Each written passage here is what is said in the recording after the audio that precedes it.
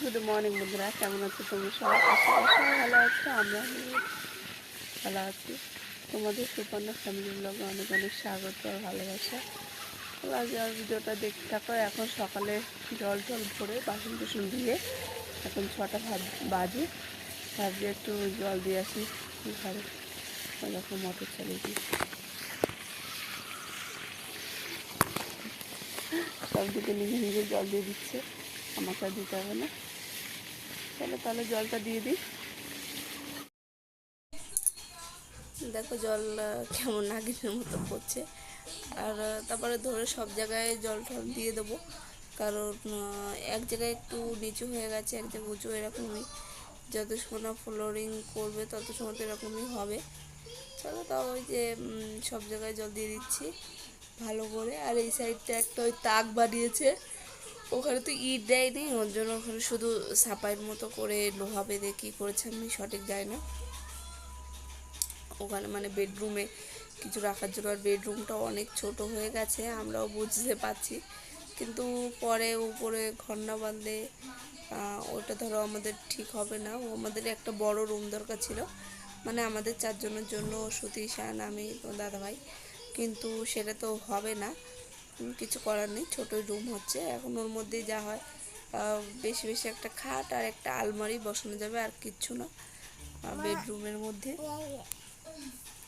আর ওইখানে একটা তাক বানিয়েছে যে কিছু জিনিসপত্র রাখার জন্য। সুতির বই খাতা আছে, কিছুদিন পরে ঈশানও ভর্তি হবে স্কুলে, যে বই খাতা রাখার জন্য। আর হলরুমে একটা বানিয়েছে, আমি বলেছিলাম হলরুমে বানাতে নেই, বানিও না। তাও বলছে জিনিসপত্র কোথায় রাখবো, তেলের শিশি থাকে, অনেক কিছুই থাকে। এখন হোম থিয়েটারও রাখবে, ওর জন্য বলছে। সরি। আর তার জন্য রেখেছে বেডরুমে। তোমাদের ভালো করে দেখাবো, সাপাইটা হয়নি, তারপরে নয় কিচ্ছু বোঝা যাবে না। আগে তো কম বেশি দেখেছি কোথায় কী দেখি হচ্ছে, তারপরে আরও ভালো করে দেখিয়ে দেবো। এই দেখো ওই জলের ওই সাইডটা কীভাবে, আমার খুব ভয় লাগছিল, জল দিতে পারছিলাম না। আরও বারবার যদি বুট হয়ে যে পড়ে যাই। আরও আমার দেওয়ার কিছুদিন আগে পড়ে গেছে না ছাদের থেকে, ওর জন্য ওরকম লাগছে।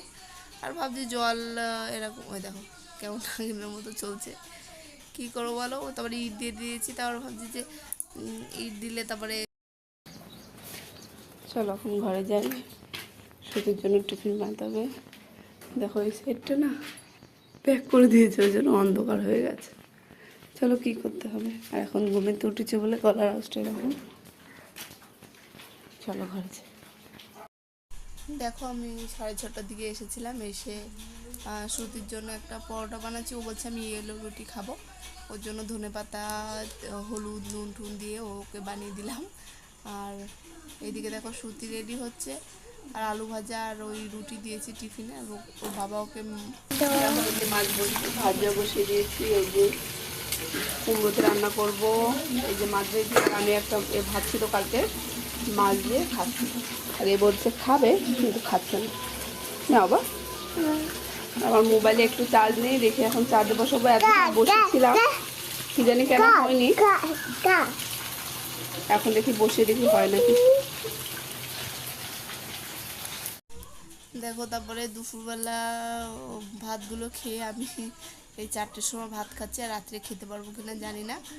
এই যে কুমড়ো দিয়ে ঈদে রান্না করছি, আলু দিয়ে, রুই মাছ দিয়ে একটু ঝোল মতো, আর টক রান্না করেছি। আর দেখো 2টো মাছ পড়েছে আমার পাতে, আরও মাছ আছে। এরা সুতি, ঈশান খেয়েছে একটা, সুতি খায়নি, মা খায়নি, ওর জন্য মাছ বেশি ছিল।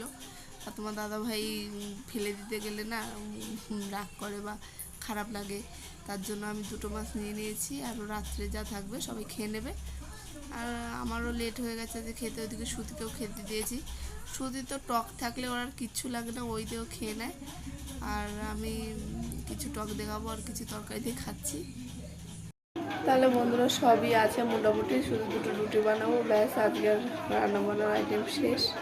তো দাদাভাই বিকেলে মুড় মাছ খেয়েছে, আর এখন বলছে আমি খাবো না।